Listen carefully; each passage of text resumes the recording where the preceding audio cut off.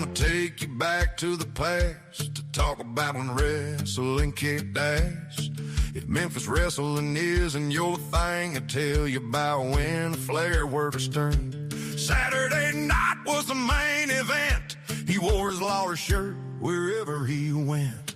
He's the retro wrestling nerd, citing dates you never heard. He knows the gate, he knows the town, he even knows who refused to lay down. He's the retro wrestling nerd. He could have ran WCW instead of Jim Herd. Get ready for the retro wrestling nerd.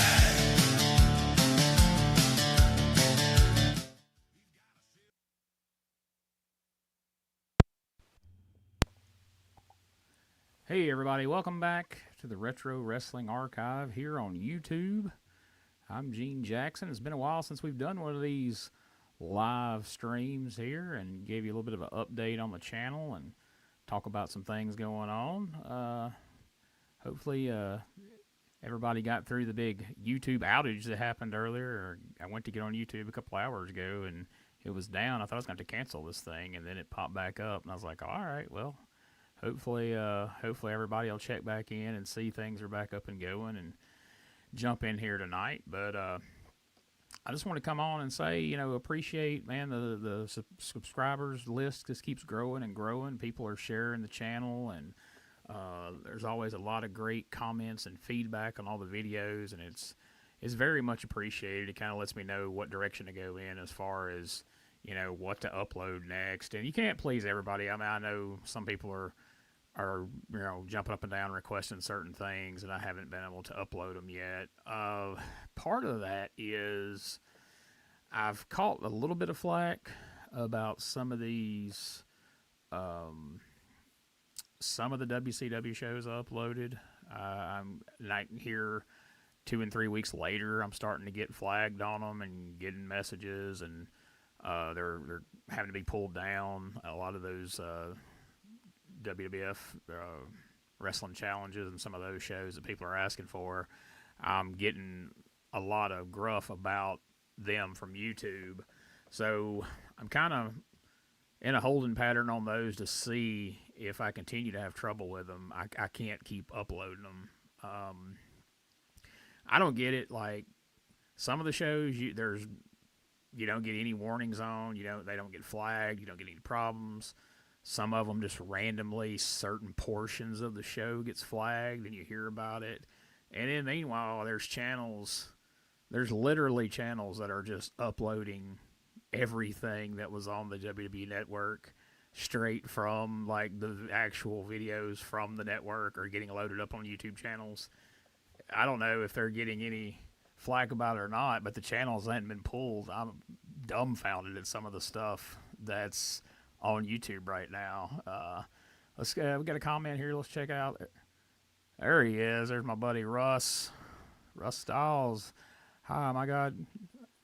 Gene, greetings from Orlando. Love the channel. You and Rob do a great job on CCW podcast and the other podcasts. Enjoy what you all do. Well, man, I appreciate it, Russ. Man, you're so awesome to give us feedback and let us know. And me and Rob are having a great time with that Continental podcast. I mean, as I've said on there, my two favorite, wrestling promotions as a kid growing up, when I started wrestling and watching wrestling when I was, 8, 9, 10 years old, was Continental in Memphis, because the very first live wrestling show I ever got to go and attend in person was a Continental show in Columbus, Mississippi.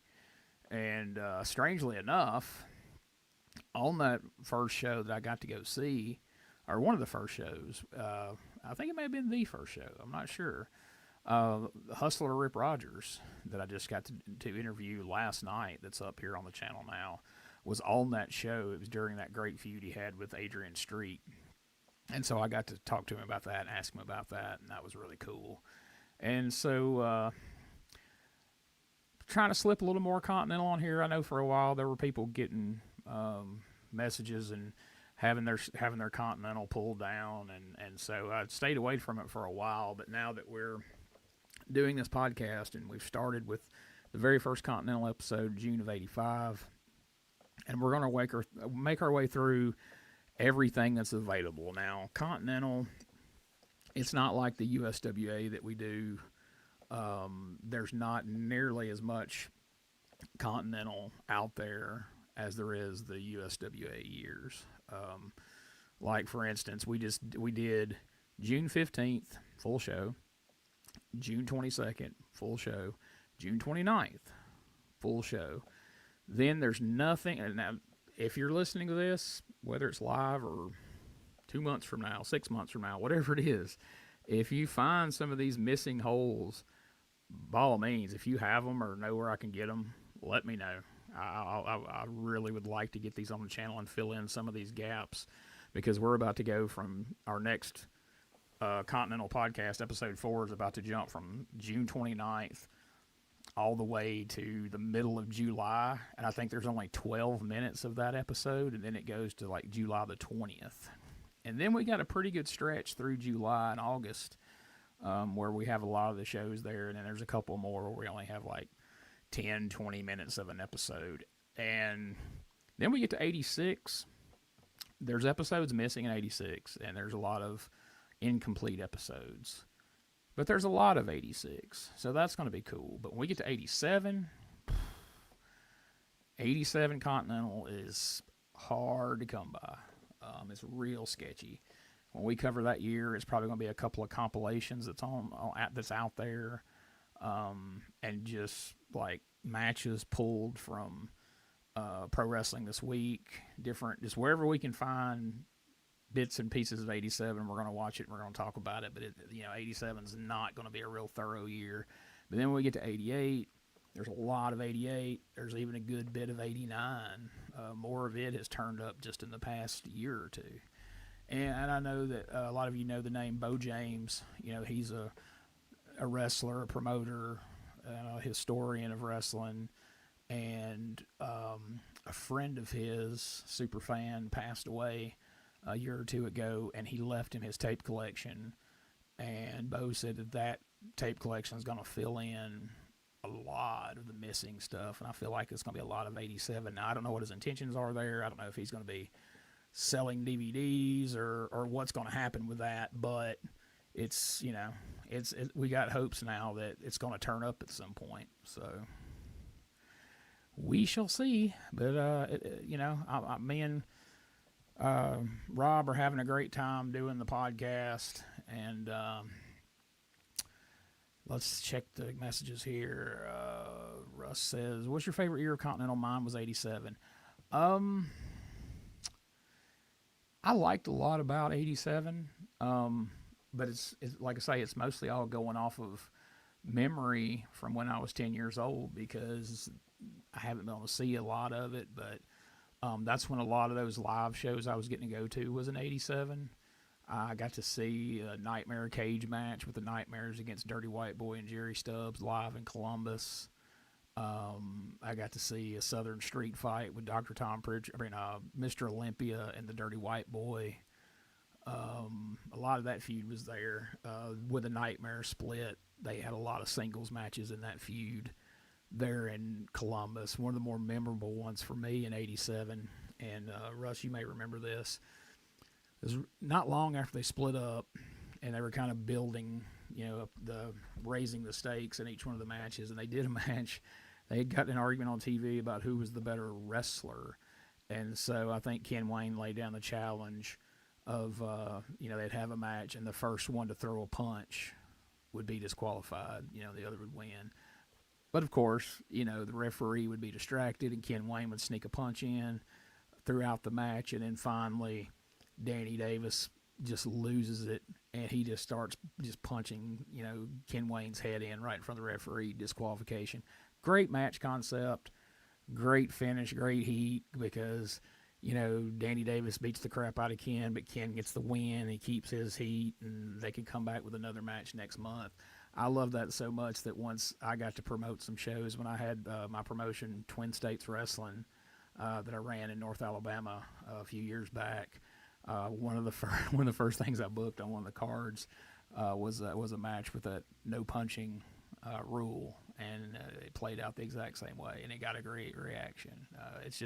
it's just solid psychology. It's something fans can get into, and it gets that he's doing it behind the ref's back, so then they're getting the fans are yelling and they're upset, and then the babyface gets the big retribution at the end when he finally snaps and just starts wailing the guy with punches, but technically he loses, and now you can come back at the next show with a rematch. So good stuff. I know, Russ, a lot of people's favorite year in Continental's '88, and there was some fun stuff there during the time Eddie Gilbert booked.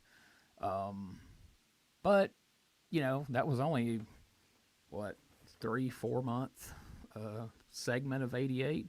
And while the stuff he did was good, there's a lot of '88 that wasn't good at all. So, yeah, I'm like you. I think overall, for like the solid year, '87 would be close, and if not, '86 had a lot of good stuff as well. So I'm looking forward to when we get to '86, but I'm enjoying '85 for right now. There's some good stuff there too, man. The Continental was always solid, a lot of good workers there, and you could always count on interesting storylines. But you could always tell who was booking, whether it was Robert Fuller, Ron Fuller, that sort of thing.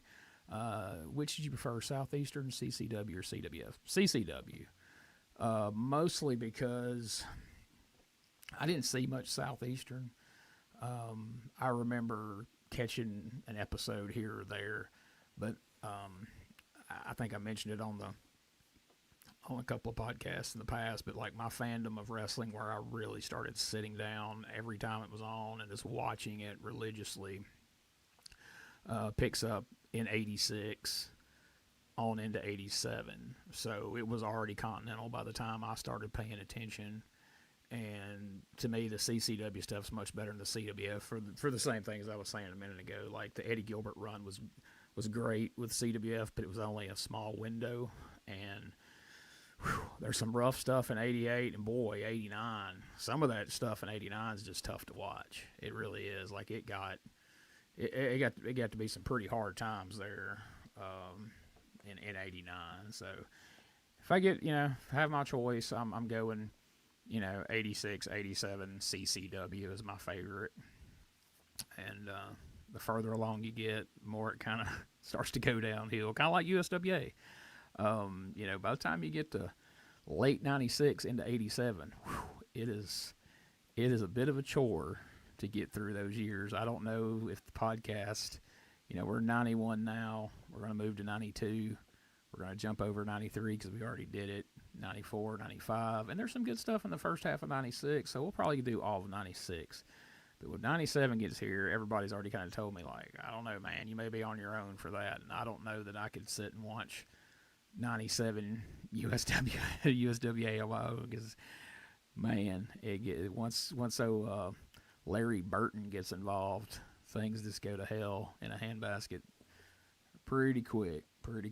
So, but yeah, I started putting up, I've got all the XPW stuff, and I started putting that up episode by episode, and then I started getting some flack from some people, like, were going as far as to email me and go, quit putting up XPW, and I was like, if you don't like it, don't watch it, but I mean, I'm trying to make this, where there's something for everybody.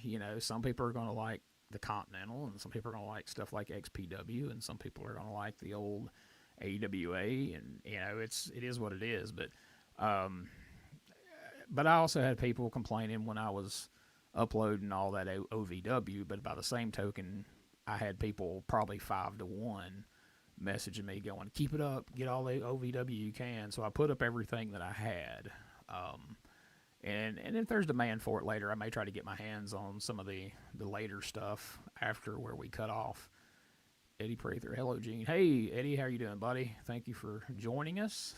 And if you have anything you're looking for, you would like me to put up if I have it, or if I don't have it, I can kind of be on the lookout for, please put them there in the comments, and I will make a note of it right here on this notepad I've got beside me.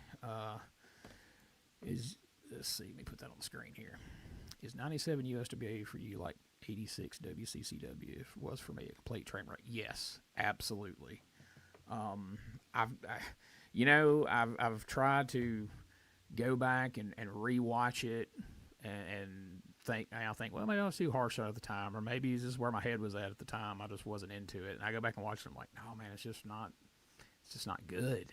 And I know what you're talking about that '86 World Class too. Like the age I was, even though I really started watching in '86, the Legends of World Class is what was coming on ESPN every day. So I'm mostly seeing from about 81, 82, and we worked our way up to catching up to where it was at.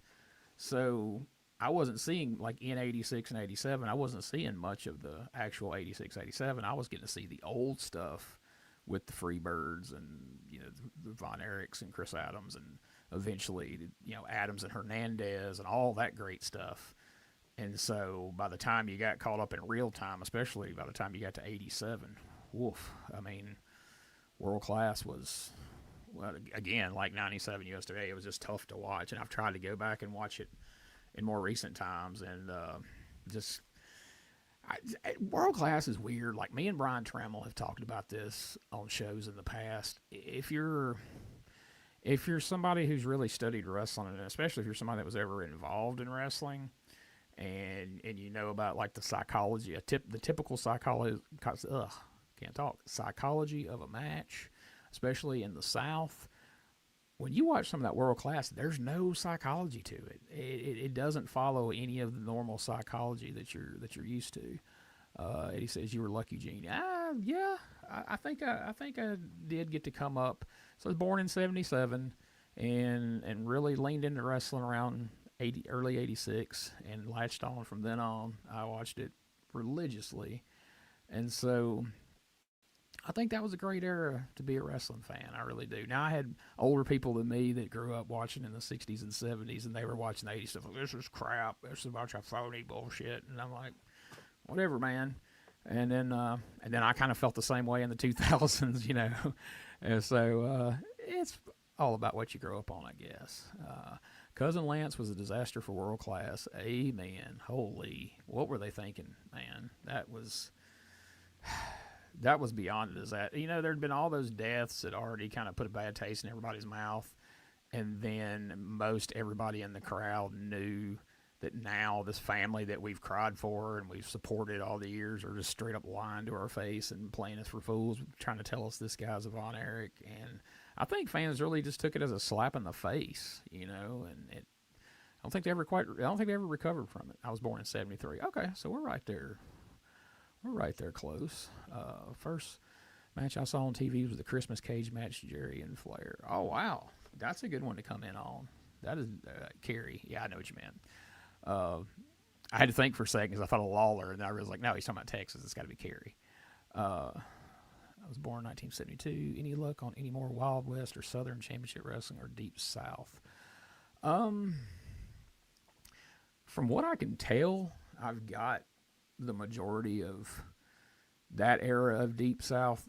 So you've got Deep South is so convoluted because you've got the 87, 88 stuff that Jody Hamilton did. And I think I've got the bulk of what's out there that's decent enough, even halfway decent enough to watch, already up. And then you've got that Deep South from 95 that they did. They recorded in the casinos over there in Mississippi. And I've got most of everything that existed on tape I've got up. Now, if you're talking about the later Mid-South, I'm guessing you're not talking about the WWE developmental Deep South. Because I do have a bunch of that. I've just never converted it and uploaded it because it just doesn't seem to be a demand for it. But now, if people want to see it, Wild West, I've put up everything that I have. I don't know that there's a lot more out there, but I'm going to check into that. And Southern Championship Wrestling, I've put up what I have that's decent quality. I've got a little more, but it looks horrible. Yeah, that's the one I enjoyed, 86 and 88. I was just talking this afternoon. I was talking on the phone with Richard Sartain, who was, he tagged with Greg Evans as the Rock and Roll Rebels in Deep South, and then they eventually end up on WCW TV doing enhancement, and then the infamous Ding Dongs, of course. And I was talking about that today, and I was like, man, I wish there was more, Deep South out there on tape. And he said he didn't know of any, that he didn't have any on tape, but I feel like there's got to be people over in that area or family of wrestlers and stuff that's probably got like good quality footage of that on tape, and it's just not in the trading circles. And what was in the trading circles got to be so many generations of videotapes down the line. That's why most of what you see on YouTube just looks awful, because it's probably a 10th generation copy somebody traded for, Gene, how big of a loss was it Memphis losing Lance Russell to WC? It was a big loss, because it didn't feel like Memphis, like there had never been a point in my lifetime that Lance Russell wasn't on my TV hosting Memphis Wrestling, even before my time. But even like my dad, was like, this don't feel right without Lance Russell on here. We've talked about this on a number of different podcasts. Talked about it with Doug Gilbert and Tommy Rich, how, Lance was more than just a wrestling host or commentator. He felt like your uncle or something, you know what I mean? Like you had grown, most of us who were wrestling fans had grown up watching him every Saturday, and his voice had narrated like some of the biggest angles and, most important happenings in wrestling. And he was always the voice of reason, and so he just felt like a relative or an uncle or something. It was, I don't know, it was almost something comforting about hearing Lance Russell's voice. And you have Dave Brown there, who had been along for the ride too. But, it felt weird having Dave steer the ship, basically. He was the lead announcer now. Now you had Michael St. John initially, and then eventually Michael St. John left. And then Corey Backlund was in there, and Corey, bless his heart, he tried. He really tried. And he wasn't as bad as a lot of people say he was, but he had a lot to live up to. I mean, when you come in and try to fill the void of Lance Russell, or fill the void of Dave, who's now trying to fill the void of Lance Russell, if you make that jump, it's a lot to ask of somebody. And he, Lord knows he tried, but he's one of those guys that over time he got to be a parody of himself. I mean, if you go back and watch, like in '91 we're doing right now, he just popped in a couple of times when Michael St. John couldn't be there, Dave Brown couldn't be there, Corey would fill in, and he just kind of sounded like a straight-laced announcer. And then later, you get this, oh, ridiculous, oh, in there, and he says in there after everything. He didn't do that the first few times. He was, pretty straight-laced announcer, and I thought, okay, well, this guy ain't bad. Let's check the messages here real quick. I don't want to get too far ahead of ourselves here. You do an awesome job on what you do, bud. Well, thanks, man. I really appreciate that. You have no idea how much I do. Love Lance Russell. Yeah, if you can find anybody on earth that has a bad word to say about Lance Russell, I would be surprised. And if you did, they would probably need punched in the face. I loved how Lance would tell the Hills, oh, come on, and fill in. Yeah, I mean, that was the thing. Like, he was the voice of reason. Lance said to the Hills what you at home wanted to say to the Hills. You were on your couch saying, oh, come on, what are they doing? Well, there's Lance voicing that for you, so pretty cool. I pooped my pants, Gene, LOL. Yeah, I've become, of all the things in the world to become known for, I've started to kind of become known for my Corey Macklin impression. I don't know if that's a good thing or a bad thing, but Eddie says Corey was better than Michael St. John. I won't argue that point. I think Michael St. John was talented. I like Michael St. John. But he was an odd fit there, if that makes any sense. I don't know. Like,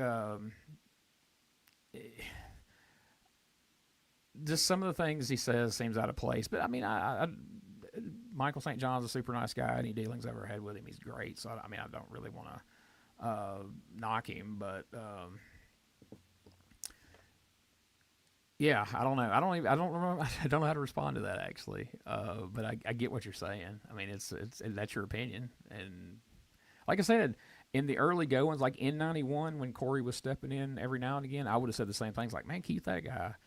But then when you fast forward to, well, by the time when we started in '93, he was already, oh, big move in there. Yeah, in there, and then that's ridiculous, ridiculous. He would say that 100 times, and just enjoyed Bob Call as well. Oh yeah, and then for people in the Mid Atlantic area, they had that same feeling for Bob Cottle that we in the South had for Lance Russell. Bob had that same demeanor, that same grandfatherly appeal to him. So yeah, I always liked Bob. I didn't dislike him in Mid Atlantic. I didn't see a lot of him in Mid Atlantic.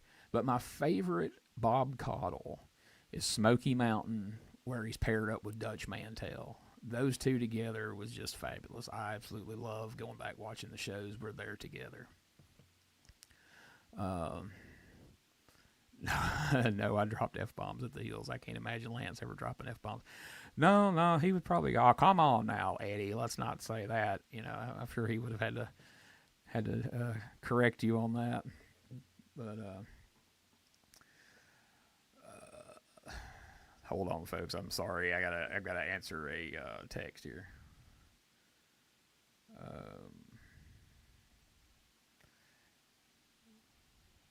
Sorry, this is job related. I'm on the trail of a new job here, so I gotta answer this live on the YouTube. This is compelling viewing right here.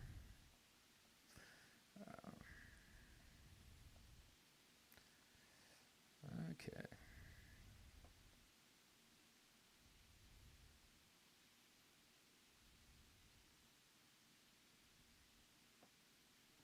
All right, sorry about that. We'll keep this thing moving here. I like Michael St. John when he did in the control room. Yeah. I almost feel like he worked better on the arena shows where he was by himself in that control room. I liked him a lot better there. He something about his pairing with Dave felt awkward. And it wasn't like they seemed to get along and they didn't step on each other or anything on commentary, but I don't know. But I felt the same way. I liked him better, by himself in the control room than. And it may be that he didn't have a big enough personality from what we're used to seeing at the desks there with Lance and Dave, and then Corey. I feel like Corey was trying to match that energy and maybe overcompensated somehow, but I wish Corey was still around. Man, I would love to interview that guy. He probably wouldn't talk to me especially if he had seen any of last year's, the 93 episodes of the USWA show. But I would love to have got a chance to talk to that guy. Anyway, let's see. They were but Bob and Dutch are gold. They were entertaining. Absolutely. There's a lot of folks didn't get to see Smoky Mountain, so I send that link to people quite frequently, and a lot of people don't even realize that the Dutch and Bob Cottle pairing was a thing. So they always enjoy that, and and I like Les Thatcher, and to me, Jim Ross just felt out of place in Smoky Mountain. It felt odd. Let me respond to one more thing. God, I apologize, folks. I'm so sorry. Anyway, let's see here. Let's get back on track with the. I believe Michael St. John replaced Mark Lawrence on the Texas side. Yes, he did. He sure did. He was getting around, man. Because he lived. I know at one point he was up around Nashville, and he was making the trip to Memphis and then making the trip to Dallas. Now he lives over, like I live in Alabama, and he lives about 45 minutes from me. He runs a radio station in Arab, and I think he also runs some stuff in Huntsville as well. So he's a big time radio guy around here. I should be kissing his ass and trying to get a job with him. What about Craig Johnson? I'm not a big Craig Johnson guy. I mean, he wasn't bad, You know, he wasn't bad, but I don't know. Um, I liked Global at the time. So in 91, Global comes around. You know, I'm 14, 15 years old, and I really liked Global back then. But now when I go back and try to watch old wrestling, and I've got a couple of buddies that really like Global and have actually pushed me to wanna. They're wanting to do like a review show of Global, watch like weekly episodes of Global and talk about it. I'm like, no, no. Like, I'm happier reviewing the Herb Abrams UWF than that. Uh, just I don't know. When I go back and watch the Global stuff now, it doesn't hold up for me. Like, I mean, I can watch it, but I mean, I got no desire to review it. I don't know that I would have anything much to say about it. Um, my favorite version of the Gangsters was the Smoky Mountain. Oh, for sure, for sure. I mean, those guys cutting those promos in the Smoky Mountains in that time period, that took some balls. Okay, I mean, I don't know where people are located here watching this, but in the Smoky Mountains of Kentucky and everything around there where they were at that time, racism was alive and well. And man, um, there's a lot of nights. I don't know that New Jack and Mustafa and D'Lo, once he became part of the package, I don't know if they really realized how lucky they were to get out of there some of them nights. That could have went so horribly wrong. And I'm sure New Jack didn't give a shit. But, whew, yeah, that was something else. You go back and watch those now, and you just wonder how some of that stuff made TV, and it wouldn't now for sure. But even in '94, you're like, "Whoa, man! I can't believe Cornette aired this." And of course, he put the, the disclaimers and stuff on it to be safe. But man, yeah, '80s the same thing I'm saying here. Promos of New Jack Cut, holy cow, absolutely. Let's see here, Paul. Wrestling really needs to just have lights above the ring, and that's it. No big stage with big screens and BS. I agree, but it's one of those things where we're so far down that road now, there's no turning back. Like, you couldn't just dumb it down to that. I mean, you could on a local level, but even on local shows, now you see them trying to replicate that. But I don't think you could ever tune in to a Raw or a Dynamite or any of that and just see a ring with lights over it. Folks will go, what the hell is this? Just... I don't know. Some things are too far gone for better or worse. Eddie, Global, we got to see Harlem Heat at the beginning. Yes. That was fun. That's kind of how I have to watch Global when I do go back and watch it, especially like that era. I will scan through and find the people that I want to see, and I will go through and watch the Harlem Nights or Harlem Heat matches.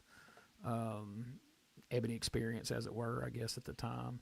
I like watching Rod Price's stuff and Chris Adams and some of them I'll skip over. I won't name them by names to shit on anybody, but there is some good. Yeah, there is some stuff in there that is worth checking out. The Gangsters turned Jim Cornette babyface. Yeah, imagine that, right? That should be at the top of their resume. Favorite year of Smoky Mountain and feud. I'm gonna say 93, but now I haven't watched as much Smoky Mountain in a row as I have other promotions. Like, I didn't get it at the time that it was on. It wasn't in my area, so it was one of those things. I didn't see it until tape trading come along, and I was getting it bits and pieces, not every episode. So I have a hard time sometimes with the timelines. But like, I want to say a lot of the stuff that I enjoyed most was like around the 93 time period. The Dirty White Boy Tracy Smothers feud was really good, and then later their tag team, I enjoyed that. But the feud with Ron, Dirty White Boy with Ron Wright, and the feud with Tracy was really good stuff. And Brian Lee broke out there. It was a side of him we had never seen anywhere else. Eddie says 93 or 94 for me. Bob Armstrong versus Jim Cornette. There you go. That's definitely good stuff. And then you get Terry Funk involved, and you can never go wrong with Terry Funk in any era, in any promotion, wherever he was at. He was going to be entertaining without question. Paul says War Games, Jim Crockett 1985 versus ECW 1996. What would be your 5-on-5 matchup? Whoa. Okay, let's see here. 85 Jim Crockett. Are we mixing up heels and baby faces here just to represent the team? In 85 Jim Crockett, if you're mixing and matching here, you put Magnum and Tully in a War Games because they can handle the cage. You got to put Dusty in there, right? Then once you get Dusty, Tully, Magnum, I don't know. Well, rounded out with 85. The Road Warriors are in and out, but they're not regulars at that point. So I don't know. Maybe Flair and Arn. Depending on what part 85 we're talking about. I think Arn's in there at late 85, right? Or mid 85, because he's there at the Bash. So, yeah. Yeah, we'll say that. That's a weird mix of people, but we'll go with that. 96 ECW. We're going to go Sandman, Dreamer, Raven.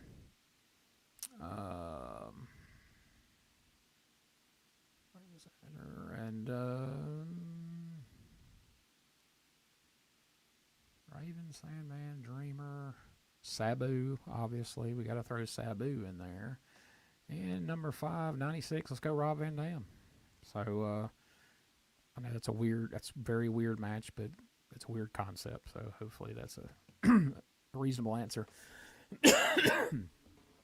Eddie, Tony Anthony is my top 5 most underrated baby faces. Yes. Most people think of him as a heel in whatever promotion you want to name.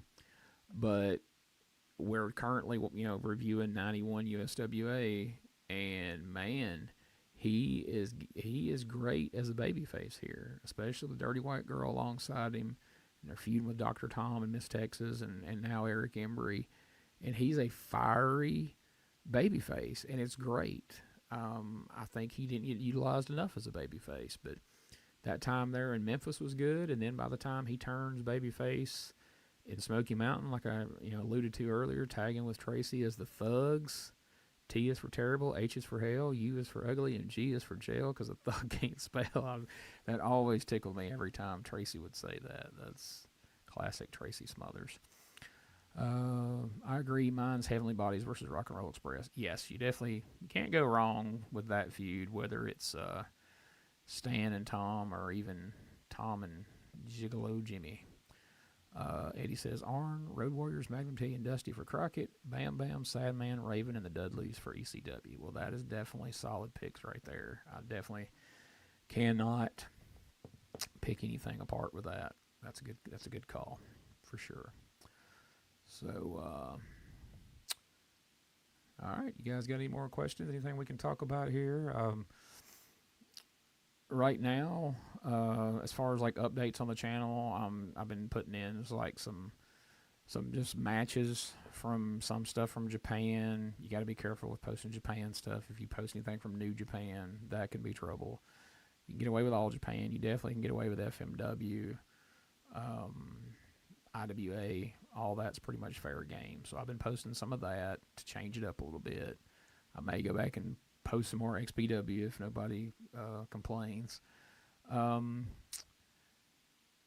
got a lot of matches and things from like that 5-star wrestling that was in Louisiana that came along kind of after Continental, and I've got more stuff from oh gosh, what was it? There's another promotion that I got a bunch of single matches at, so we're going to throw some of those in there too. Jimmy Del Rey was underrated as hell. I loved it when he acted blind mocking Ricky Morton's dad. Boy, that drew heat. Yes, it did. Yes, it did. Yeah, Jimmy Del Rey is underrated. Um, I don't know. I've heard from people in the business that he wasn't well liked by a lot of people in the business for whatever reason. I never really heard exactly why, but he was a talented guy. You know, he had been Jim Backlund, the enhancement guy, for years, and then he finally started getting a push down in Florida, became the junior heavyweight champion down there, and all of a sudden Stan Lane retires, and Dr. Tom introduces Gigolo Jimmy Del Rey, and I don't even know if it was the first time I saw him. I think it was probably the second time I saw him. Something he did in the ring. It may have been the moonsault he did. And I was like, that's Jim Backlund. Holy cow. I was like, that's wild that they replaced, Stan Lane with Gigolo Jimmy. But the team rolled right on, and they did good business wherever they went. I enjoyed their brief feud in Memphis with PG-13 representing the Smoky Mountain and the Smoky Mountain USWA feud. That was a fun one for me as well. Whatever you post, I enjoy, and keep it going, amigo. Looking forward to the USWA podcast. Any luck on CWF Florida 86, 87, and 88? I've got everything that I have of that is up. And a lot of it was those best of compilations that I put up has got some of that mixed in with it. But I currently don't have any like full episodes besides what's been posted. But I've definitely got that on my list of things I'm looking out for when people send me lists and I set up trades and purchases and things like that. It's definitely on the list of things I'm looking for. So if we can accommodate that, we certainly will in the future. So do you guys, any of you guys collect any of the old school action figures or any of that? Because I've been collecting them since I was a kid, and I've got an absurd amount of them, and I'm really loving these retro figures that's been coming out the last few years. And they're expensive as all get out. They're ridiculous, but there's certain ones that come out that I really try to get, and I was going to talk about that here tonight. But if all the people we got in the group, if it's not really something that interests them, we won't go into that. We'll save that for another day. We'll do a separate episode about that. But Paul says Nitro equals not interesting. Turn Raw on. Dan, I don't know, man. I in the first from 90. I see that in the early goings, but from about 96 through 97, there was some good stuff on Nitro. And then everything went sideways at Starrcade when, Sting showed up and he wasn't tan enough or whatever, and they didn't put the belt on him. And by the time 99 and 2000 rolls around, it's just unwatchable. It's terrible. But there was a couple of years stretch there where I liked Nitro. I mean, to each their own. But there was a stretch of Raw that was pretty tough to watch there, depending on what years you're talking about. But well, all right. Well, if anybody's got anything else, we'll talk about it real quick. If not, we'll jump off here and we'll save the action figure talk for another time, because I don't want to bore people with stuff that they don't collect or follow. So, but I appreciate everybody joining us, and there's several people joining us that's not commenting, but for everybody who is, Paul, Russ, Eddie, appreciate it, guys. It's been a fun conversation. I always enjoy talking old school wrestling with everybody. And Paul says 84 through WWF 84 through 87 was so dull. I liked 86 and a good bit of 87, but I lived it like I was watching it as it happened. I try to go back and watch 84. And yeah, it's tough in the spots. It starts to pick up in 85. If you watch those like Madison Square Garden shows and Spectrum shows and all that from 84, 85, God forbid 83, there'll be a couple of good matches on there, but you'll fall asleep before you get there, sitting through all the dull ass opening matches. It's pretty tough to get there. So I feel where you're coming from, Paul. Great job, buddy. Take care. Thank you, bud. Thank you, Russ. Eddie, good night, Gene. Thank you for the podcast you do. Hey, appreciate it, Eddie. Thanks all you guys for listening and giving me feedback. It's much appreciated, and it helps guide where we're going to go next with these things. So I always appreciate all the feedback. I really do. So thank you guys. WF started picking up when Piper and Heenan got there. Oh yeah, absolutely. Those are two of my all-time favorite people in wrestling, and I got to meet both of those guys at conventions. Bobby was in really poor health at that time, could barely talk, but he was still jovial. He me and my wife went up to meet him, and his wife was sitting there with him, and like I said, he could hardly talk. He had part of his jaw removed and everything, and so we walk up, and he looks at my wife, and he says, "Are you with him?" And points at me, and she said, "Yeah." And he goes, "Why? You could do better." And his wife, popped him on the arm, and then he looked at me and smiled. And to me, that was like the greatest thing ever. To get ripped on by Bobby the Brain was like the thrill of the whole weekend. And I got to meet Piper 2 different times. Both times, he was the nicest person in the world. He acted like he was, just as excited to meet me and my wife as we were to meet him. He's asking us questions about us, and just the nicest guy in the world. And I mean, it didn't have to be. By that point, he was a movie star. He was an icon, and just the nicest guy you could ever meet. I hate that more people didn't get the chance to meet him and experience that, because I was already a huge fan, but man, that just made it even more so to know that he was such a good dude. So, see, Paul, when are you on? What do you mean exactly? Like the podcast, or like when am I on here? Because I just kind of pop up on here random. I've been trying the last couple times I've done it to schedule it a couple of nights out so that everybody kind of has a heads up. But sometimes I just have a moment and I just jump on here and see who's on. But I'm trying to start doing these a little more regular. I say that every time I do one of these, and then I don't do one for 6 months. So don't put too much stock in that. You, Rob, Josh, and BT, you're great always, along with Doug and Tommy. Yeah, man, they're all those guys are great, and they all bring something different to the table, and I really enjoy getting to do this stuff with them. And we have all the different shows we review, and each one of those guys, like I say, bring a different perspective. And of course, Doug and Tommy, legends. It's super cool to get to hang out with them every week and get to ask them questions and hear all those stories firsthand on here. Yeah, Paul, I just kind of, like I say, you'll see me. I'll post on here, usually maybe a couple days ahead of time that we're going to do one of these, and it's usually around this time of night. It'll be around 9 o'clock, Tuesday or Wednesday night, something like that. But I'm always going to try to give everybody a heads up on here and not just pop up. So, all right. Appreciate it, y'all. Take care, and I'll try to do this again soon, I promise.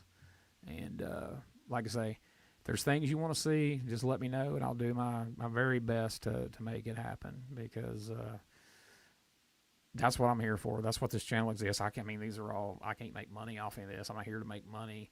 I'm just here to provide. I'm trying to put as much old school wrestling that I loved growing up and that I know all of you love in one convenient place where you ain't got to search all over YouTube. You can just go here. It's here. And each day, I try to make it where each day something new pops up, whether it's a new show, new wrestling shows or podcast or something interesting. So hope that's working out. So take care, y'all, and we'll see you next time.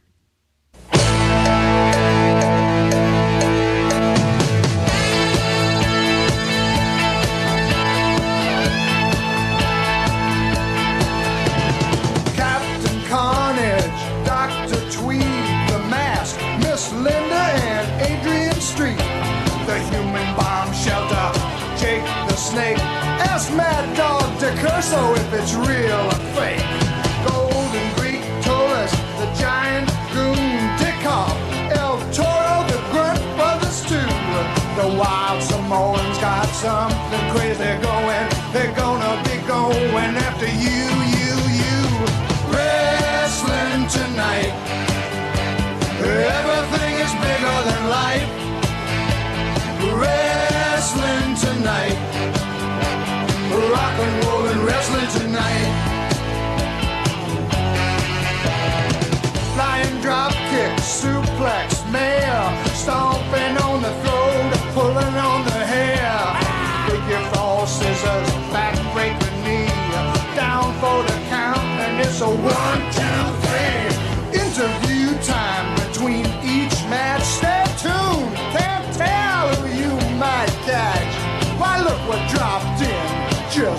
say howdy. It's Dickie Murdoch, and it's gonna